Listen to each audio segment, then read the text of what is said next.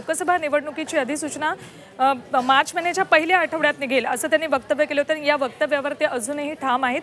कोल्हापूरमध्ये ते या संदर्भात वक्तव्य करत होते, या संदर्भात बोलत होते आणि त्यावेळेला त्यांनी म्हटलंय की 2 किंवा 3 मार्चला लोकसभा निवडणुकीची अधिसूचना निघेल असं त्यांनी म्हटलेलं आहे। शक्यता आहे। भाजपच्या प्रमुख पदाधिकाऱ्यांशी त्यांनी आज कोल्हापूरमध्ये चर्चा केली आणि त्यावेळेला ते बोलत होते। त्याशिवाय युती संदर्भात सुद्धा ते शिवसेनेशी अद्याप चर्चा झालेली नाही, पण आगामी काळात चर्चा होते का बघू अशी प्रतिक्रिया सुद्धा त्यांनी यावेळेला दिलेली आहे।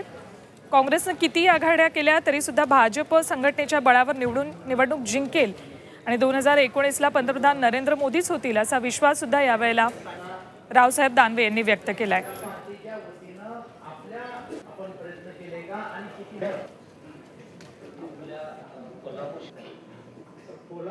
मागच्या निवडणुका झालेल्या पाहता मला असं वाटतं तोच कालावधी निवडणुकीचा येऊ शकतो आणि त्यामुळे त्यांनी राजकीयदृष्ट्या केलं जरी विधान असलं तरी कालावधी मात्र नक्की तो आहे। मी धुळ्याला जे बोललो तेच खरं आहे।